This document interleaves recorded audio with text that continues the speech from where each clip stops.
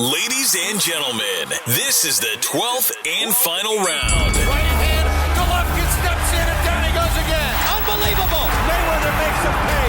What a rookie mistake. A sensational left hook by De La Hoya. It's facts. I'm the best. You know what I mean? Sometimes I don't want to believe it myself, but it's the truth. I'm the best. I'm going to show you how great I am. From Southern California, this is the Last Round Podcast. Another bonus episode from the Fight Week, Josh Taylor-Ramirez, and today I'm joined by the senior boxing writer, Keith Idec. Thanks for joining me, Keith. Oh, you're welcome. Right, we'll just dive straight in. We've got a lot to talk about. So, what did you think, Keith, of the promotion? Because we were talking about this just as I was chatting to you over breakfast. You know, it's kind of funny that Top Rank decided to do the fight earlier in the day to, you know, make sure it was at a good time for the UK fans, but yet they didn't have, you know, a Sky Sports, a BT. It was actually behind a paywall on Fight TV in the UK. Yeah, it's unfortunate that it didn't have a real broadcast partner in the UK, but I think the reason it started so early, primarily in the United States, is because they're working around the NBA playoff schedule. And there's a playoff game afterward that, you know, I believe it's supposed to start at 10:30. So I think that's why. Look, however it happened, the fact that the fight started at 10 p.m. on the East Coast, I live on the East Coast of the United States, and people constantly complain that the main event starts so late. Now, who are they to complain on the East Coast of the United States when fans in the UK have to go to bed and wake up in the middle of the night to watch the fights, which really speaks to their dedication to the sport. But yeah, it was nice that it started early, but an underwhelming promotion in general because, as you know, Michael, there were only about 1,000 people filming last night. Restricted because of COVID, but at the same time, you know, a fight of this magnitude probably should have been in a bigger venue, and ideally it would have been if everything was opened up at this point. Turning our attentions to the fight now, I think we were lucky that it actually lived up to the big billing. You know, we went in there, I think, with a lot of people were thinking it was going to be an excellent fight due to it being a 140-pound undisputed fight.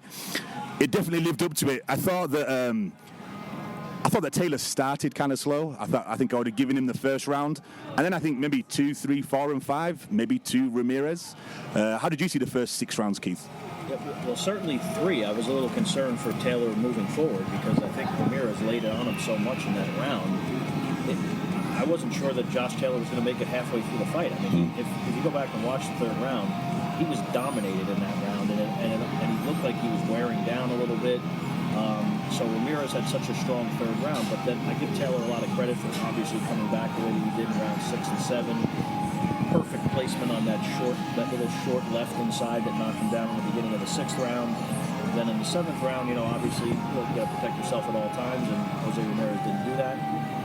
So I give Taylor a lot of credit for coming back because it did seem like Jose Ramirez was building momentum going into that 6th round. But I believe through 7 rounds, Taylor was, because of the 2 knockdowns, was ahead by 3 points on 2 of the scorecards and 5 points on Tim Cheatham's scorecard after the 7th round. So he had built a nice little lead there. To me, it looked like, I don't know whether it was the first knockdown or the second knockdown, Taylor kind of calmed down after that. Yeah. It looked as if he decided, you know what, now I'm just going to stand and box. I thought through the first 6 that maybe it was all the excitement going in, all the build-up, that they looked like they were really just fighting. They were just going to stand in the trenches and just have it out. And Taylor was coming off second best. And then around 6 or 7, he started kind of like moving around a little bit more, working that jab. And really, I thought won probably the rest of the rounds from maybe 6 to 11. I think in round 12 probably has to be Ramirez because Josh kind of just dodged and ducked out the way, but didn't really throw a lot. Yeah, I think Ramirez won 3 of the last 4 rounds. I thought Taylor's output slowed so much. Like, I didn't think he was throwing as many punches, and I thought, you know, he was maybe taking his foot off the gas a little bit, which I thought was dangerous because what he had even said about the scorecards, he was worried about going to the cards in the U.S. because although the 3 judges are very experienced judges, and I think Steve Weisfeld might be the best judge in boxing overall, those same 3 judges had scored the Postal fight, which some people thought that Postal won against Ramirez, and Ramirez won a majority decision. So I think Taylor understandably had some reservations about the scorecards going into the fight, and then in the later rounds, I kind of saw him, you know, not really doing what he had done in the earlier rounds, and I said, man, this is kind of a dangerous game to play a little bit here.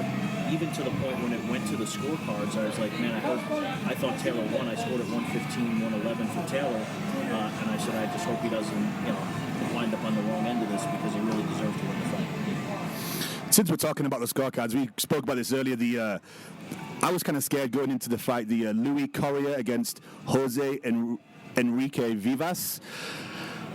Now, where do we start? So Louis Correa knocks him down twice, and then also Vivas was deducted a point by the referee for consistent low blows. But then somehow, over an 8-round fight, still manages to come away with the victory. Yeah, a 1-point victory. I'm not really sure how that happened. He was down so many points after those 2 knockdowns and the point deduction for a low blow, or repeated low blows.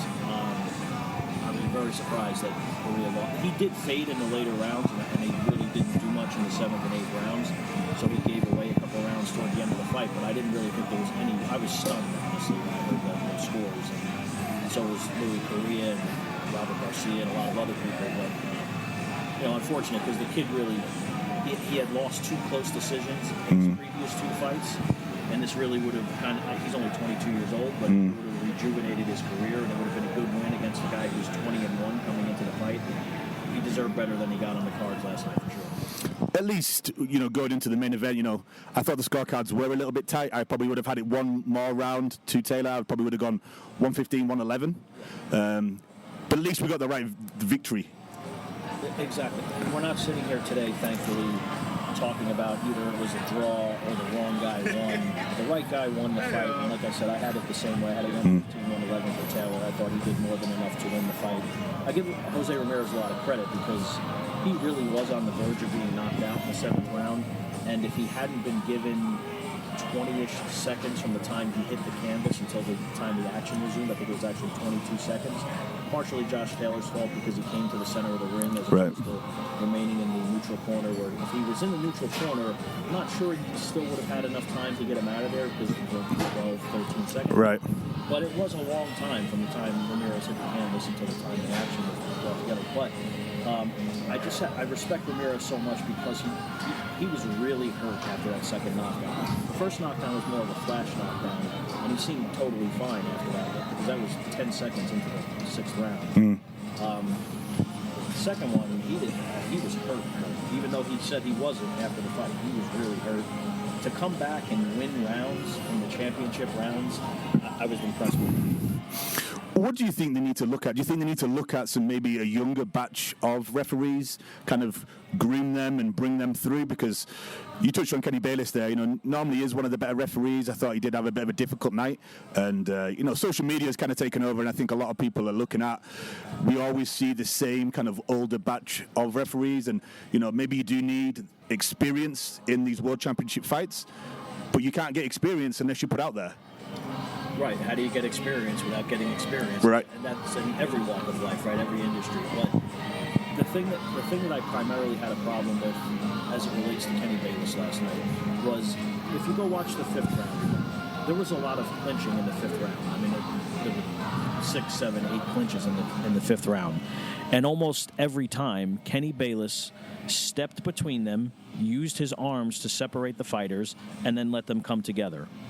Again, this is primarily Jose Ramirez's fault because you're supposed to protect yourself at all times. However, if you're getting accustomed to the referee actually separating you with his arms and then bringing you back together, maybe you let your guard down a little bit. And what Kenny Bayless did in that instance where he kind of swatted down Josh Taylor's glove, and then to Taylor's credit, he's like, look, there's nothing illegal about what Josh Taylor did. He took advantage of a situation. But I think if Bayless does what he was supposed to do and what he had been doing before that and separating the clinches, that would not have happened. And you can also do it verbally. Yeah. Swat their hand down, break, tell them so that they both know that if something happens, you can say like, hey, I touched you and I shouted break. Right. And I'm not in favor of the slapping down the guy's glove because then you're putting him in a vulnerable position because you're knocking one of his arms down, and then what if Jose Ramirez just uncorks a right hand or whatever, while Josh Taylor's working to move his arm back into position to defend himself? that's not really a tactic that referees should use, I don't think. But looking at, it's a great victory for Josh Taylor. Looking at the people in his corner. In the US, how is Ben Davison looks upon? Because I know a lot of people in the UK call him boxer-sized Ben and stuff like that, and he does kind of get a rough ride. But if you look at it in the space of 3 weeks, he's going to have worked the corner of Billy Joe Saunders, Josh Taylor, and then he's also helping out as a second, I believe, in Devin Haney's corner next weekend. Mm-hmm. So he must have something about him if he's attracting and working alongside such big-name fighters. Yeah, he does get. It does seem like they kind of don't like him in the UK. I don't know why. I mean, he seems like a perfectly nice guy to me. But he's a young guy. I understand that, and maybe people felt like he was, quote unquote, given some opportunities that he didn't deserve for some reason or another. But look, he's done a really good job. I mean, they obviously had a very good game plan last night. The biggest fight of Josh Taylor's career. He was in fantastic condition. Because in the Prograis fight, of course, he faded in the later rounds. Now, maybe he was trying to conserve some energy in the final rounds last night, which slowed his punch output a little bit. But I think their game plan was very good. He was extremely well prepared for the fight, and that's a credit to Ben Davison, no matter what people are saying about him. Yeah, I think you touched on the right thing there. I think it's because Ben didn't have to really work his way up. He kind of just came in at that top end of the spectrum with Billy Joe Saunders and Tyson Fury, and I think people he hasn't cut his teeth, as they say. Yeah, I think that's it, because wasn't he like 24, 25 years old when he came together with Tyson Fury? So that's going to rub people the wrong way, of course. But he's just in the right, like a lot of walks of life, being in the right place at the right time, and having some luck to some degree is important. And then he was in the right place in the right at the right time, made a really strong connection with Tyson Fury, and his career catapulted from there. Looking forward for what's next for Josh Taylor. Obviously, he has the WBO mandatory in Jack Catterall, which I believe has to be, sorted or fought within 90 days. Mm-hmm. I spoke to Jack Catterall last night, and he said he's open to going to Edinburgh, fighting hopefully at someone like Edinburgh Castle or maybe Easter Road, which is Hibernian soccer stadium or football stadium over in the UK. Do you think that will draw a lot of attention? And obviously in Britain, it's a big British dust-up, but do you think over here that'll draw much attention? Probably not here, but it's a great domestic fight. And look, Josh Taylor deserves that. And he came to the United States. He came, Jose Ramirez, of course, is from Central Valley in California. He's not from Las Vegas, but he's an undefeated American fighter. There were 3 American judges judging the fight. He came to Las Vegas. He was here for about a month or so after training in London. Made a lot of sacrifices. So now he deserves, after winning this fight, especially the way that he did it, to go back to Scotland, have a homecoming fight where he'll be celebrated as one of the best fighters in the history of British boxing, certainly in the history of Scottish boxing, and to have a nice homecoming fight. So, good for him. I mean, he has earned that. He deserves that. Jack Catterall, obviously is just going to have to go where they say the fight is. I mean, there's not much choice. He wants his title shot that's well overdue at this point. So, but good for Taylor, though, because, he did everything the right way to come and win this fight, and now he's going to enjoy the fruits of his labor a little bit. Looking at what Josh Taylor's done in, I think it's 18 fights as a professional, do you think it shows that a lot of people will turn pro, they have a bunch of easy fights, and then they'll normally kind of follow that Mayweather style of like a hard fight, an easy fight, a hard fight, an easy fight. Do you think Josh Taylor's kind of shown that you can't go from a hard fight to another hard fight to another even harder, bigger fight? He's fought a very high level of opposition for someone with 18 professional fights, but going into the Ramirez fight, he couldn't have had an easier fight than the previous one. Not his fault, of course, because he was the IBF mandatory. Right. But yeah, I mean, he has not been shy about fighting top guys. He fought Victor Postal, and what was that, his 13th fight or 14th, whatever it was. He's and of course he went right into the World Boxing Super Series and won a lot of fights in that tournament. Beat Baranchik and beat obviously Regis Prograis in the final. And it's a pretty strong resume for a guy with 18. Now he's 30 years old. He's not young, but 18 fights in, that's a hell of a resume he's built so far. Where do you think Top Rank will go with him next? Obviously, the 2 big names that people keep looking at is obviously Teofimo Lopez maybe stepping up to 140, trying to go undisputed. for a second time, obviously 135 and then 140? Or could you see Taylor step up to 147 and fight Crawford? Because, I think everybody knows Crawford is struggling to get a fight with Top Rank. If I were Taylor, it's going to, Michael, as you well know, it's going to come down to the money like it always does, right? So if he's paid a lot more money to fight Crawford than he would be paid to fight Lopez, and I don't know necessarily that would be the case, but if that is the case, that's what he's going to do. But I do think that the Lopez fight makes more sense for him because, again, he'll be the bigger guy in that fight. He'll have the advantage, size advantage and everything over Teofimo Lopez. So I think that would be the fight that would be more winnable for Josh Taylor. I frankly don't see him beating Terrence Crawford. But if he gets the opportunity and the money's right, he'll definitely do it. Bob Arum actually said something in The Athletic. I'm just trying to pull it up and read it to you. Crawford v. Taylor fight in the UK, where Crawford's past struggles to draw major numbers would be remedied by the support there for Josh Taylor. We'll look at whoever the best guy is to put him in with, said Bob Arum. We can make a big fight for Crawford against Sean Porter, but who's going to pay to see it? There's a limit to what I can get out of ESPN, and on pay-per-view, I have no confidence that it's going to do a big number.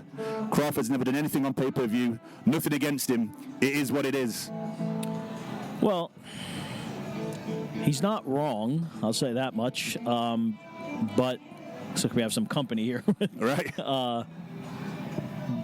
The Sean Porter fight's not going to happen because they're not going to put up the type of guarantees that are necessary for that fight to happen. And I'm not even sure that it does well on pay-per-view, even though it's a very good fight. Top Rank has to share some of the blame for Crawford's fights on pay-per-view not doing well. The first one, not really anyone's fault because HBO at that point would not pay for the Postal fight, so they did an independent pay-per-view, and it didn't do well because no one knows who Victor Postal is. But putting him in the ring with Amir Khan, I don't know what the point of that. I mean, to pay Amir Khan a $5 million guarantee in a fight he had virtually no chance to win. I didn't really understand the point of that. So that was not going to be a commercial success in the United States after all Khan had been through at that point. I think Terrence Crawford would go, if the money's right, Terrence Crawford would go to the UK to fight Taylor. So he's done that before. He was in a very different position when he fought Ricky Burns, but he's gone there before and won. So I don't, and especially at this point, he just wants big fights for big money, and I don't think he would have any trepidation about going to the UK for that fight. Someone who was in attendance last night that did an interview with Boxing Social and said that he would be open and would take the fight if offered. Mikey Garcia. Yeah. The Mikey Garcia fight, because the thing is, what else is left if he's going to remain at 140 pounds beyond a mandatory against Jack Catterall? He's not going to fight Regis Prograis again. That's a good fight, but he's not going to do that again. There's no real purpose for that, for him to do that, I don't think. So the Mikey Garcia fight makes the most sense. It's a big fight. He would make a lot of money for it. Again, would be like a pick'em kind of fight, really. I mean, Mikey Garcia has only lost to Errol Spence Jr. That would be a great fight, I think. If the money, the problem, of course, is Mikey Garcia's history with Top Rank.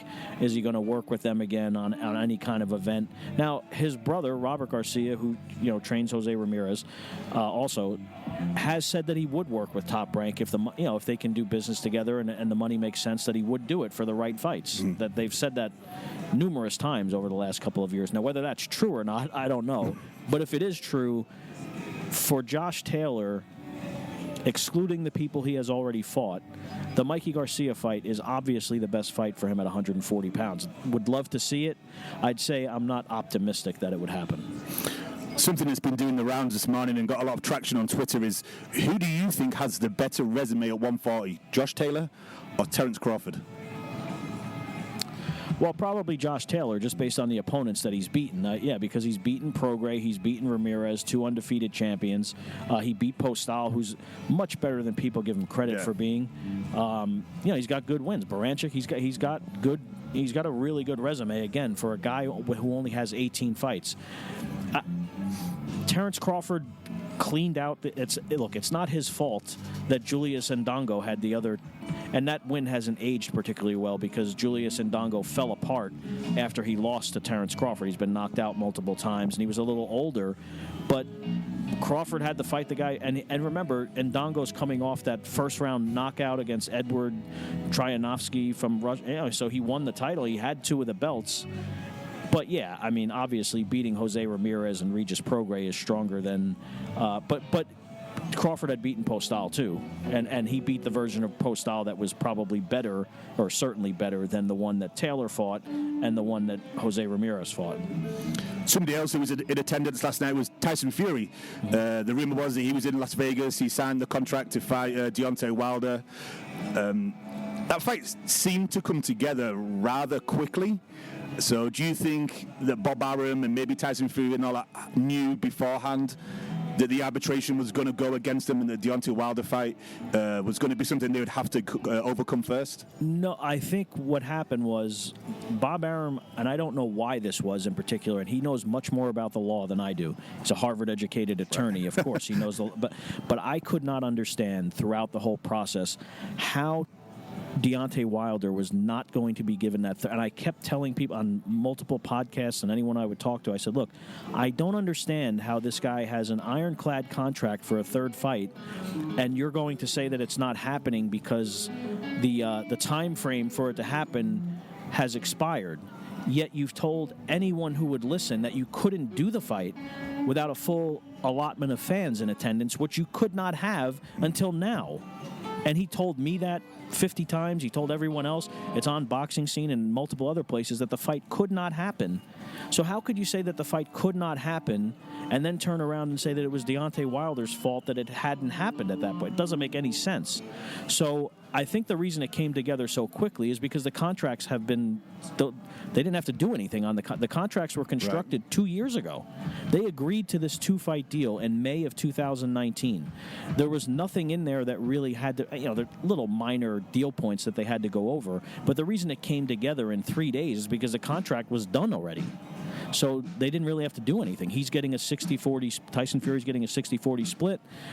They just have to figure out where the fight's going to be, which venue in Las Vegas is where it's going to be. There was one, they wouldn't tell me what the deal point was, but as of Thursday, there was one deal point that they had to go over and had to agree on, and they agreed on it on Friday. So the deal, it was kind of hilarious that people were running around saying, oh, well, we have learned that blah blah blah blah blah, and Tyson Fury and Deontay Wilder have agreed. What are you talking about? They have agreed. They're obligated to do it. There's no agree. You're either doing it or you're not fighting. And of course Deontay Wilder agreed to it. He went through this whole arbitration process because he wants to fight. He agreed to it last year.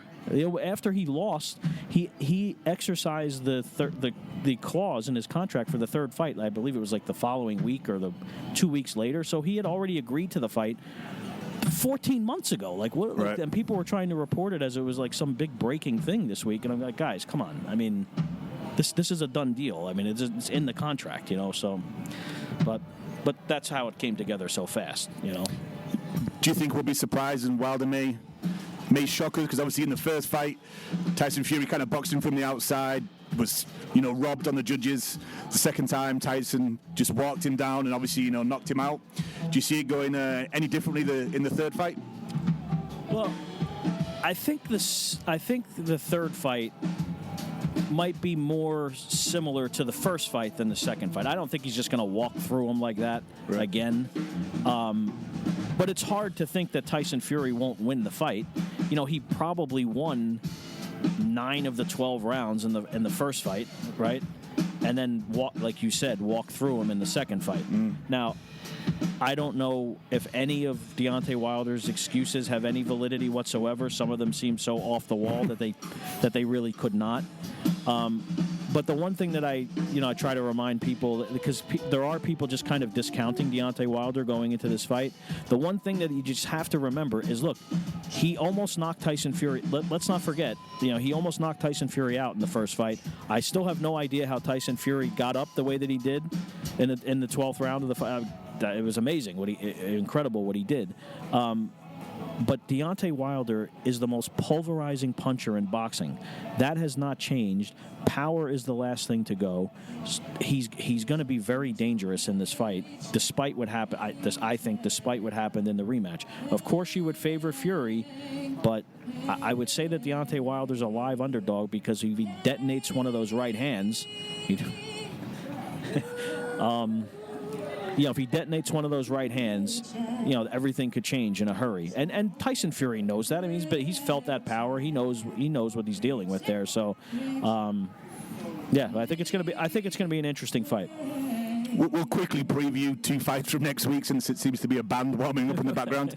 Next week we have Devin Haney against Linares in Las Vegas. You obviously said you're staying in Vegas for 12 days to cover that fight. How do you see that fight going? Because Jorge Linares really only struggles against guys with power, and then they normally get him out quite early on. Devin's not known to be a devastating puncher. Do you think this could be a little bit closer than people are thinking? Well, Linares is a great offensive fighter, but he's been stopped 5 times. Now, when I spoke to Devin Haney the other day, I said, do you feel there's any pressure on you, even though he's not a huge puncher, but is there pressure on you to get Linares out of there because he has been stopped 5 times? Like, if you go the distance in kind of like a ho-hum fight with him, it's not going to reflect well on Devin Haney, whether he wants to admit it or not. I think he needs to ideally go in there and stop Linares. Now, people will say Linares is only 2 years removed from getting blown out in the first round, right? Now, people say, he moved up to 140 pounds. Okay, he did move up 5 pounds. He didn't move up 3 weight classes. He moved up 5 pounds, and he got knocked down 3 times, and he got knocked out. I'm not saying that Devin Haney has to do that, because that's very difficult to do against a world-class fighter who still would appear to have something left. But he needs to go in there and at least knock Linares down. It can't be a competitive. At this point in Devin Haney's career, with how he's trying to market himself as the next big thing in boxing, this should not be a competitive fight. I agree. He needs to start, getting people out there. He needs a couple of names on his resume, because obviously he's in competition with all those people around him. Kind of hit the scene at the same time. Your Ryan Garcias, your Teofimo Lopez's, your Shakur Stevens. In your opinion, out of those names, who do you think in 5 to 10 years' time will have had the better career? Out of what, Davis, all those guys? Out of the youngsters, like Ryan Garcia, Teofimo Lopez, Shakur Stevenson, Devin Haney. Not including Gervonta Davis, because he's slightly older and he's picked up a lot of vacant belts and stuff like that. So just the youngsters. About to pick up another one. I'd venture to say Teofimo Lopez, just based on what I saw in the Lomachenko fight. And I think he's an ambitious kid, and he's going to move up to 140 pounds, maybe after he beats Kambosos. It might be his next fight. And if he does, he's going to try to become the undisputed champion at 140 pounds as well. Haney's a very talented kid. I mean, there's no two ways about that. And it's not his fault, necessarily, that he hasn't been able to get the kind of guys in the ring with him that he wants. Like, he wanted to fight Lomachenko. The only thing is, I understand the discrepancy about who's the real WBC champ. I get all that. But I can't really fault Loma. It's not like Lomachenko didn't fight Haney and then went and made some mundane mandatory defense or something like that. He went and fought Teofimo Lopez, which was a big gamble, and he lost. So it's kind of hard to fault him for that. And you have to remember, too, that, as you well know, that Devin Haney won an interim title against Zaur Abdullayev and really hasn't fought anyone since he's won Gamboa was 38 years old or so when they fought. And this is the hardest fight, the Linares fight, for him since he's become champion. So I understand him staking the claim that he's the real WBC champion, but he doesn't have a strong resume at this point. He certainly doesn't have the resume that Teofimo Lopez has after beating Lomachenko. You could even look at Gervonta Davis's record. The win that he had against Jose Pedraza at the time was a pretty good win, and he was, I think, he was maybe 22 or 23. Davis at the time, but that's probably a better win than any of the wins that Haney has as well. Another fight next weekend that's kind of gone under the radar. Ubali against Nonito Donaire for the WBC Bantamweight Championship. I think it's going to be at the Dignity Health and Sports Park in LA. What do you think of that, Keith? It's going to be a good fight, but we haven't really seen much promotion for it. Yeah, it's a good fight. There'll be fans in attendance. It was a fight that was supposed to happen in December, and then the COVID ruined the whole fight and everything, and we're going to see it again. Ubali's very good. American fans are not all that familiar with Ubali. He's a Frenchman, and he's fought in the U.S. a few times, but people are not really all that familiar with him. The thing that amazes me about that is Nonito Donaire at this point in his career is still a relevant fighter fighting in high-level fights when people thought maybe 5 years ago he was finished. So kudos to him for coming back and rebuilding himself. It's not an easy fight for him. I'm looking forward. I'm not going to be able to watch it live because I'll be covering the Haney fight live at ringside, but that's a really good fight next week, and I think people are looking forward to it. It has gone under the radar a little bit, but at least some fans will be in attendance, and hopefully the main events won't conflict, so people can watch both. And lastly, before you let you go, since this band seems to be started up, at the weigh-in, it came out with Errol Spence who's going to be fighting Manny Pacquiao. What's your quick review of that? Surprised. I mean, I'm surprised, but I'm not surprised because I was told back in April that there was by someone on the inside of Manny Pacquiao's camp, and I could never confirm it. And obviously, I would have written it if I could have confirmed it. But he told me back then that there was no way that Pacquiao was going to fight Terrence Crawford, that all that June 5th stuff was not, there was nothing to it. That's what he told me. He said, but don't be surprised if Manny winds up fighting Spence and Spence doesn't fight Ugas. That was told to me like in the beginning of April, and it turned out to be true. They went about it very quietly, and they kept it under wraps and everything, and it was kind of a big surprise for the most part to everyone on Friday. But they did a great job putting that fight together. They're paying Manny Pacquiao a lot of money, more than he would have made for the Crawford fight, because they're both dangerous fights for Pacquiao at this point. He's 42, hasn't fought in over 2 years. I mean, you got to give Manny Pacquiao a lot of credit. A small guy who's not really a welterweight, who's going on 43 years old, hasn't fought in 2 years, and he's like, yeah, I'll fight Errol Spence. Right. I mean, that's extremely impressive. I'm a little concerned because Spence has such a size and youth and strength advantage over Pacquiao, but it's a big event. And Michael, who would have thought this time last week, who would have thought that we would have seen Fury Wilder 3 and Spence Pacquiao within a 4-week span in Las Vegas? It's a pretty interesting turn of events. Right. See, that's why I thought that the Mikey Garcia fight would have been more a natural fit, because Mikey's not a 147, Pacquiao's not a 147, whereas now you've got Pacquiao, who's not a natural 147, fighting Spence, who could probably be a middleweight. Yeah, it's the Garcia fight is a much safer play for him, but he's going to be paid more money to fight Spence than he would to fight Mikey Garcia. So they were trying to put the Mikey Garcia fight together. I spoke to Robert Garcia about this even Thursday, and they were still kind of holding out hope, obviously not knowing that he was on the verge of completing the deal to fight Spence. But they were still holding out hope that Mikey Garcia-Pacquiao fight would come together. And now, of course, Mikey Garcia is going to have to go in a different direction.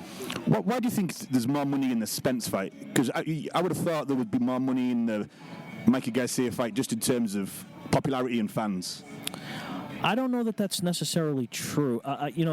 Garcia is a popular fighter, but Spence is an elite level fighter, and obviously he beat the crap out of Mikey Garcia. So, and I'm not dogging Mikey; he's a great fighter. He moved up 2 weight classes to fight Errol Spence, but I think it's viewed as a greater challenge for Manny Pacquiao, fighting Spence or Crawford, to be honest with you. But that's why I think.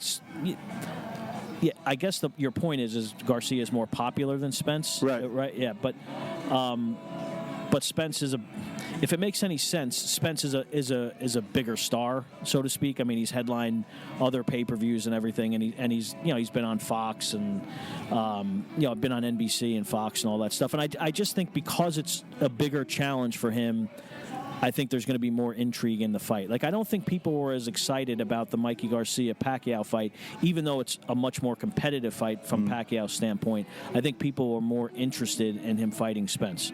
Nothing makes sense in boxing, Keith. Of course. You know that better than me. Yeah, of course. That's very true. But, again, just kudos to Pacquiao because, I mean, come on. The guy... Pacquiao got knocked unconscious by Juan Manuel Marquez 9 years ago, or 8.5 years, whatever it was, and he's still fighting high level. You couldn't take a more dangerous challenge than he's taking in August, on August 21st. So you got to look. Of course, he's doing it for they're all doing it for the money, and that's of course the case. But man, that's some big stones on Pacquiao doing that. I don't think it will be, because I'm sure there would be an announcement, but do you think this could be a farewell fight? He's daring to be great that much against someone so big? I'm a little surprised that this is the route that he's taking, because I thought he was going to try to squeeze 2 more paydays out of it. Like, fight someone, like fight Mikey Garcia, a fight for which he would have made a lot of money and had a real chance to win. Now, you're taking a gamble because Mikey Garcia could have won that fight as well. But just say he goes and fights Mikey Garcia, gets paid a lot of money. The Spence fight is still there for him and it's still makeable. So then he makes 2 big paydays instead of 1. I have not been able to pin down the guarantee, but I've been led to believe that it's an enormous amount of money. Now, the other thing that people, I don't know how many people are aware of it or not, but Manny Pacquiao still has a substantial tax debt in the United States. So you're going to have to pay him a lot to get into the ring for that type of dangerous fight in which he's a huge underdog, because he's going to have to satisfy at least, I don't know the percentage, but it's going to have to be a lot of that tax debt, because the U.S. government knows, well, how much longer does he continue fighting? Even if you don't know anything about boxing, the guy's almost in his mid-40s, so how much longer is he going to continue fighting? So they're going to want a large chunk of that money, which leads me to believe that they're really paying him a huge, huge amount of money to fight Spence. And the fight's going to be in Vegas, correct? Yes. Which is kind of strange, because all the other times, all like the Crawford and the Mikey Garcia fights, were the posters that were always drawn up were always Saudi Arabia. Right. Yeah, well, how many times are you going to go to investors from Saudi Arabia or elsewhere in the Middle East, and then they don't deliver on the money? Right. You can't continue doing that. And it would make sense for the Pacquiao-Spence fight to be at Cowboy Stadium, because they did a huge crowd for the Mikey Garcia-Spence fight there. He's from the Dallas area. I don't know that the building is available. I didn't check the Cowboys' schedule, but the Cowboys could very well have an exhibition game that night at home, and then maybe the building's just not available. That seemed like a more... But they're also going to get a decent site fee for this fight. They're trying to get, to rejuvenate tourism here in Las Vegas. Everything will be fully opened up. And then you're having 2 enormous events within 1 month of each other, and that really could kickstart, the sports economy, I guess, in Las Vegas. So I think that's why you're going to get a site fee too. So that's a big part of it as well. So right. Well, okay, I appreciate you giving me 35 minutes of your day. If you want to tell everybody where they can find you on your social media handles, obviously where all your material is. Yeah, boxingscene.com. We've got constantly cranking out content there every day. My Twitter handle is at just my last name. It's at Idec Boxing, IDEC Boxing, and it's my pleasure to come on, Michael. It's good to chop it up with you. Awesome, and you can find us at The Last Round 12 on Instagram and Twitter, and be sure to join us next week. We'll be reviewing the fights we were just talking about: Devin Haney, Linares, Ubali, Nonito Donaire. Thanks for supporting and listening to the show. Follow us at The Last Round 12 on social media. Rate, review, and subscribe. This is The Last Round